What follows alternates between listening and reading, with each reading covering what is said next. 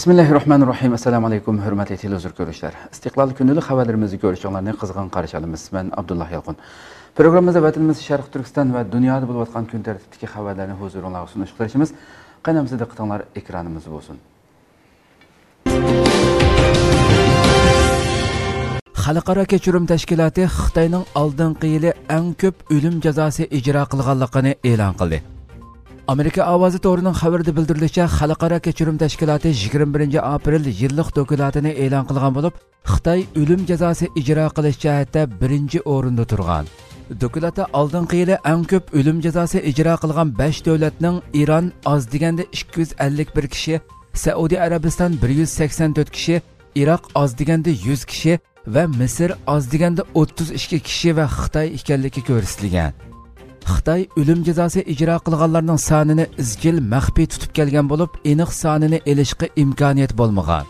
Ammo dokumentda Xitoyning oldingi yili oz deganda necha ming kishiga o'lim jazosi ijro qilganligi bildirilgan. Mazkur dokumentda faqat qonuniy jarayonlardan o'tib ijro qilingan o'lim jazosilar statistika qilingan bo'lib, Xitoy doiralarining oshkori yushurun bevosita vositalik ziyonkashligiga uchraganlar bu doiraga kirgizilmagan.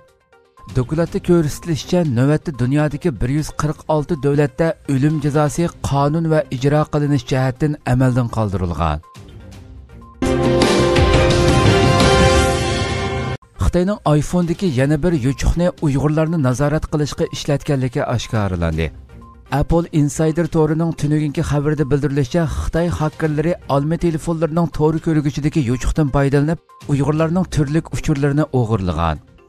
Bildirilishicha, Razil ko'z nomidagi bir hakkerlik guruhi iPhone'ning sistemasidagi yuchuqdan foydalanib, Uyg'urlar bosh tema qilingan to'r bekatlarini ziyorat qilganlarning yonfoniga bosib kirgan va uchur, ilxat, surat, o'rin va aloqadoshlar qatorliq uchurlarini o'g'irlagan. Garchi mazkur yuchuq oldingi yili 7-oyda etib etilgan bo'lsa-mu, ammo josuslik harakatining bu yil 3-oylargacha izchil davomlashib kelganligi aniqlangan. Ma'lum bo'lishicha, bu yonfon virusi iPhone'dagi Safari, Chrome va Microsoft Edge to'r ko'rgichlarining hammasiga bosib kira oladi ekan. Ammo dokumentda iPhone'ning 12.4 nashridan yuqori sistemalarining bu hujumga uchramaydiganligi, shundaqla yonfonni qayta qo'zg'atgandan keyin virusning rolini yo'qotadiganligi bildirilgan. Aloqador dokumentda ko'rsatilishicha, bu hakkerlik guruhi Xitoy doiralarining boshqarishi ostida harakat qilgan bo'lib, 2016-yildan 2019-yilgacha Uyg'urlarni nazorat qilishga ishlatilganligi aniqlangan yonfon virusi mushu guruhining qo'lidan chiqqan ekan.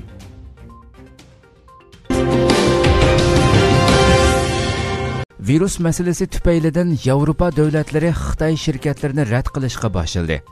Xitoy rejimining Wuhan virusi masalasidagi hozirgacha davom qilib kelayotgan reallikni yushirish qilmishi hamda buning dunyoga elib kelgan ofatlari ko'plab ma'lum bo'lgandan keyin Yevropa davlatlari Xitoy shirkatlarining Yevropadagi faoliyatlariga chek qo'yishni boshladi.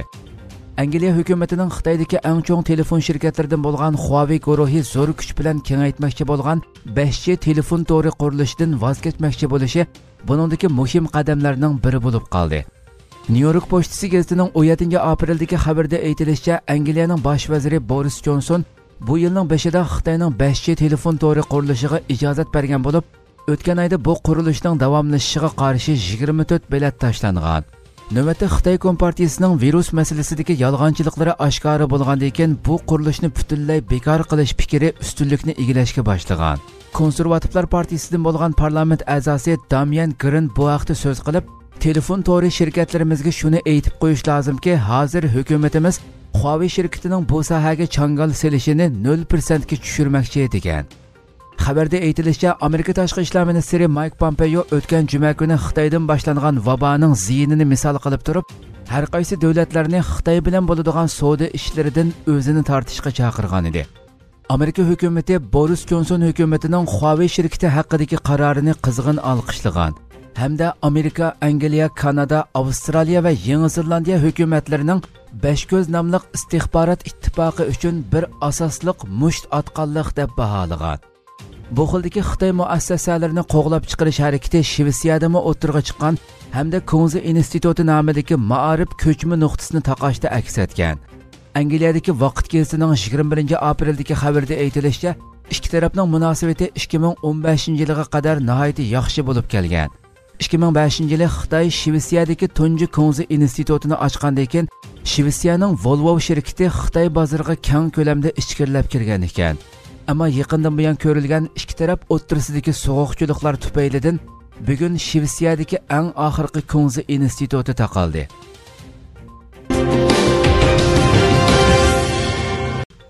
Xitoyning Uyg'urlar masalasida insoniyatga qarshi jinoyat o'tkazayotganligi qayta eskartildi. Washington shahridagi Yahudiy qirg'inchiligi muzeyi 20 aprel kuni bayonot e'lon qilib, Uyg'urlar hamda ular duch kelayotgan siyosiy krizisni yana bir qatim eskartdi.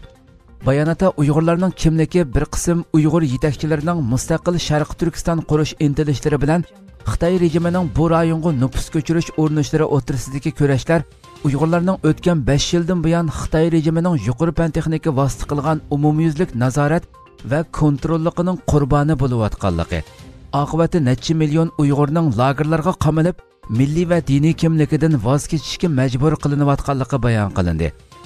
Shuning bilan birga bu bayonotda yana Sharq Turkistondagi siyosiy bostirishlar va umumyuzlik ziyonkashlik qilmishi zo'r ko'lamli tutqun va nazorat ostida jiddiy davom qilayotganligi ta'kidlandi. Bayonotda yana bularning hammasi Uyg'urlarning mavjudligi uchun g'oyat zo'r tahdid bo'layotgan tadbirlardir.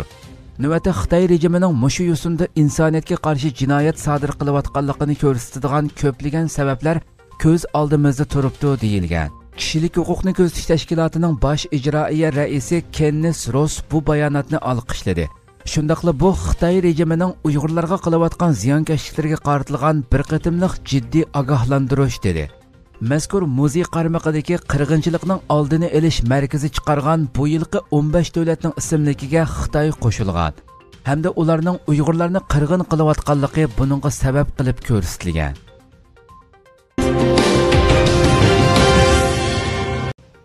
Virus krizisi yordam markaziga yig'ilgan yordam 1 million turk lirasiga yaqinlashdi. Wuhandan tarqalgan Xitoy virusi butun dunyoda 170 mingdan ortiq kishining joniga zomin bo'lib qolmay, nurg'un odamlarning och-yalang'och qilishiga sabab bo'lmoqda. Qozog'istondan qolsa Uyg'urlar nisbatan ko'p o'ltiraqlashgan Turkiyaga o'xshash davlatlardagi Uyg'urlarmi zo'r qiyinchiliklarga duch kelmoqda. Xalqaro Sharq Turkiston tashkilotlar birligi Dunyo Uyg'ur qurultiyi boshliq muhojiratdagi 30 atrofida Uyg'ur tashkiloti qiyinchilikqa duchor bo'layotgan qarindoshlarini qutqizib qilish uchun darhol harakatga o'tib, virus krizisi yordam markazini qurib chiqqan va mazkur yordam markazi butun dunyodagi Uyg'urlarni pul i'ona qilishga chaqirgan edi. 20 kun ichida dunyoning har qaysi joylaridagi Uyg'urlar bu chaqiriqqa aktiv ovoz qo'shib 1 million turk lirasi, ya'ni 140 ming Amerika dollari atrofida pul i'ona qilgan. Virus krizisi yordam markazining mas'uli Sharq Turkiston ulamolar birligi a'zosi Turg'unjon Alovuddin apandi bu vaqtda ma'lumot berib, dunyoning har qaysi joylaridagi Uyg'urlarning yordam safarbarligiga ovoz qo'shishi natijasida 1 million turk lirasiga yaqin mablag' to'planganligini bildirdi.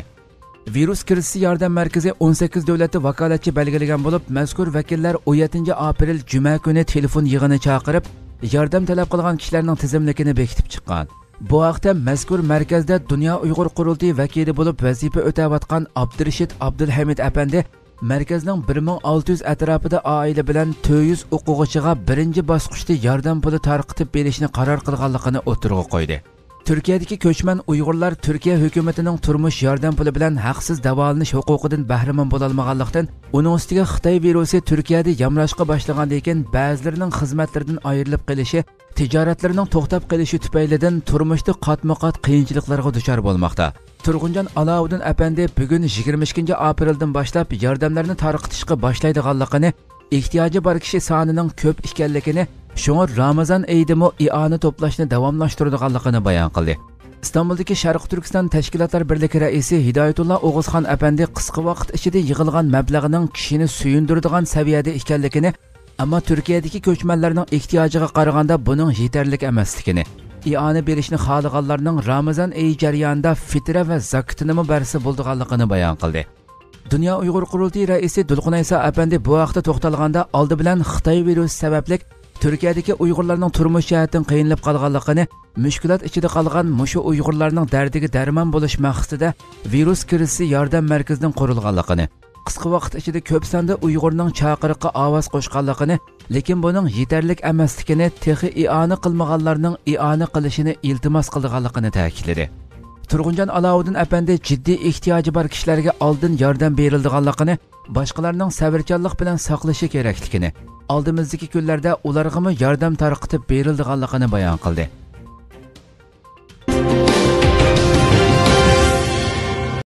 Gvineyadagi Xitoylar go'ro'ga elindi.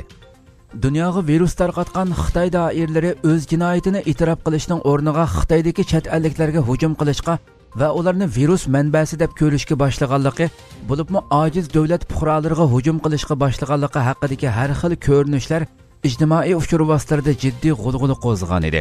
Shuning jumlasidan Xitoydagi afrikaliklarning jiddiy kamsitishga uchraganligi afrikaliklarning g'azabini keltirgan bo'lib, navbatda Gvineya hukumati davlatidagi barliq Xitoy fuqarolarini qo'lga olgan va Xitoydagi barliq Gvineya fuqarolari bexatar holda Gvineyaga qaytib kelmasa, barliq Xitoylarni chegaradan qo'g'lab chiqaradiganligini bildirgan. Afrika davlatlarining boyliqlarini monopol qilishni davomlashtirayotgan Xitoy va uning fuqarolari navbatda yerlik xalqning ularning haqiqiy abdibashirisini bilib yetishi bilan ularga bo'lgan o'chmanlik kuchaymoqda. Bo'libmi virusning Xitoydan dunyoga tarqalishidan keyin Xitoylar texmi ko'p kamsitilmoqda. Kim Jong-unning salomatlik ahvoli qiziq nuqtaga aylandi. Shimoliy Koreya rahbari Kim Jong-un yaqinqi 10 kundan beri taratqulardan g'oyib bo'lgan bo'lib, bu vaqtda turli farazlar o'tirg'i qo'yilgan. Xabar manbalarida ko'rsatilishicha, Kim Jong-unning oxirgi qitim ko'rinishi 11 aprel bo'lib, azaldan davlatlik faoliyatlarga to'liq qatnashib kelayotgan Kim Jong-un 15 apreldagi Bovisni xotirlash faoliyatiga qatnashmagan. Bu sababli turli farazlar o'tirg'i qo'yilayotgan bo'lib, bir qism xabarlarda uning yurak operatsiyasi qildirganligi, hozir davolanayotganligi ilgari surilgan. Ammo Janubiy Koreya bu vaqtdagi xabarlarning gumonliq ekanligini, Shimoliy Koreyadan hech qanday uchurga erishalmaganligini bildirgan. Xitoy tarafmi o'xshash ifoda bildirib, bu ehtimollikni inkor qilgan. Navbatda kuzatuvchilar Xitoyning eng yaqin ittifoqdoshi bo'lgan Shimoliy Koreyaning hokimiyat qatlamidagi davolg'ishning Amerika, Xitoy va Janubiy Koreya qatorliq ko'plagan davlatlarning strategiya yo'nalishiga bo'lgan ta'siri haqida turli farazlarni o'ttirg'i qo'ymoqda. Turkiyada virus sababidan qazo qilganlarning soni 2259 ga yetdi. Turkiyada Xitoy virus sababidan qazo qilganlarning soni 2259 ga, saqayganlar soni 14918 ga yetdi. Türkiye Cumhuriyeti Səhiyyə Ministerliyi tərəfindən bu vaxtda e'lon qilingan bayonotda mundaq deyildi. Yaqinqi 24 soat ichida 119 fuqaroyimiz hayotidan ayrildi. Shuning bilan virus sababidan hayotidan ayrilganlarning soni 2259 ga yetdi. 39429 kishi tekshirildi. Bulardan 4611 kishining yuqumlanganligi aniqlab chiqildi. 24 soat ichida saqaygan 1488 kishi bilan qo'shilib, balnisdan chiqqanlarning soni 14918 ga yetdi. Səhiyyə ministri Fahrettin Koca yana barliq xalqning hukumatga moslashib, uydan chiqmaslik qatorliq tadbirlarni yaxshi qilishi kerakligini bildirdi. Shundaqla bugun kech soat 12 dan boshlab Istanbulni o'z ichiga olgan 31 viloyatda yo'l qo'yilgan 4 kunlik ko'chaga chiqish cheklamasiga aniq rioya qilishini ta'kidladi. Yana bir tarafdan Türkiye Cumhuriyeti Tashqi ishlar ministri Mavlud Çavuşoğlu Xitoy Tashqi ishlar ministri Wang Yi bilan telefonda ko'rishgan bo'lib, ikki ministerning Wuhan virusiga qarshi kurash haqida muzokara elib borganligi bildirildi. Missouri shtati Xitoy ustidan arz qildi. Dunyoda Xitoy virus sababidan jindan ayrilganlar 177708 ga yetdi. Yuqumlanganlar 2.560.063 dan, salomatligi yaxshilanganlar 700 mingdan oshdi. Navbatda vaboning markaziga aylangan Amerikada Xitoy virus sababidan jindan ayrilganlar 44 mingdan, yuqumlanganlar 800 mingdan oshdi. Sestralar Oqsaroy oldida qo'g'dinish aslahalarining kamchiligiga norozilik bildirib namoyish qildi. Vaboga qarshi kurash qilayotgan saqliq saqlash xizmatchilariga vakillik qildigan Nyu-York shtatining sestralar birlashmasi bo'lsa, a'zolarining virusga qarshi yetarli qo'g'dinish materiallari bo'lmagan ahvolda tashlab qo'yilganligini ilgari surib, shtatlik hukumat va ikki doktorxona ustidan arz qildi. Amerika Kengash palatasi vaboga qarshi kurash doirasida kichik shirkatlar va saqliq saqlash markazlarini qo'llash va texnik ko'p salomatlik tekshirish maqsadida sunilgan 484 milliard dollarlik qo'shimcha xomchot loyihasini qabul qildi. Missouri shtati Xitoy virusi to'g'risida dunyoga yolg'on so'zlash bilan ayblanayotgan Xitoy hukumati ustidan arz qildi. Prezident Trump Harvard universitetidan vabo yordami ramkasida olgan taxminan 9 million dollarni qaytarishni talab qildi. Prezident Trump bu haqda qaytarib berishga majbur. Chunki u pul ishchilar uchun edi. Dunyodagi eng boy ma'arif organlaridan biri uchun emas edi dedi. Amerikada Wuhan virusi sababidan ko'rilgan tunji o'limlar e'lon qilingan 2020-yili 29-fevraldan bir qancha hafta burunla virus bilan hayotidan ayrilganlarning borligi oshkorlandi. Kaliforniya shtatiga qarashli Santa Clara rayoni mas'ullari Kaliforniyada 6 va 17 fevralda 2 kishining uylarida Xitoy virusi sababidan jindan ayrilganligini e'lon qildi. Amerika palata a'zosi bütün paketlar Wuhan'dagi tajribaxonlarni ko'rsatmoqda dedi. Amerika Arkansas shtatining palata a'zosi Cumhuriyetchi Tom Cotton Xitoy virusining tarqalish manbasiga aloqador bütün paketlarning Wuhan'dagi tajribaxonlarni ko'rsatayotganligini bildirdi. Tom Cotton Wall Street Journal gazetida e'lon qilgan maqolasida Xitoyning dastlabki yuqumlanish voqeasining Wuhan'dagi suv mahsulotlari bozoriga borgan kishilarda ko'rilganligini ilgari surganligini, ammo amaliyotda bo'lsa tunji yuqumlanish voqeasining u yerga nihoyat yiroq bir rayonda va bu bozorga borganlar bilan uchrashma boqmagan bir kishida ko'rilganligi aniqlanganligini bildirdi. Tom Cotton yana virus ko'p uchraydigan pangolin va shaparangning Wuhan bozorida setilmaydiganligini maskardi. Wuhandagi virus tadqiqot instituti va Xitoy yuqumli kasalliklarning oldini olish va kontrol qilish markazining bozorga intayin yaqin joyda birdan tajribaxonlar borligini ta'kidlab, Wuhandagi shaparanglar bilan kishilarning faqat bu ikki tajribaxonda uchrashganligini aytdi. Amerika Tashqi ishlar ministrligining 2 yil ilgari bu virus instituti tajribaxonasining kerakli sahiya tadbirlari olmaganligi haqida Xitoyni ogohlantirganligini eskartib, virusning tajribaxondan tarqalib ketganligini rad qilayotgan Xitoyning vaholanki yanvar oyida tajribaxonaga harbiy xodimlarni tayinlaganligi va bexatarlik kelishimnomalarini yengilganligini aytdi. Bu harbiy amaldorlarning tajribaxonda virus to'g'risida xizmatdoshlarini ogohlantirgan doktorlarga tahdid solganligini eskartgan Tom Cotton, virusning gen kodi tartibini tadqiq qilayotgan tajribaxonlarga qo'lidagi bütün virus avrishkilarini yo'qotish buyrug'i tushirildi. Virusning gen kodi tartibini eng dastlab e'lon qilgan tajribaxona bo'lsa taqib etildi. Barliq dalil paketlar Wuhandagi tajribaxonni ko'rsatmoqda. Biroq Xitoyning masalani yoshirish nayranglari sababidan biz hargizmi konkret isbotlarga erisholmasligimiz mumkin dedi. Hurmatli televizor ko'ruvchilar, shuna qilib bugungi xabarlarimiz mush yerda oxirlashdi. Inshaalloh atki xabarimizni ko'rishgacha sizlarni janobiy Alloh topshiramiz.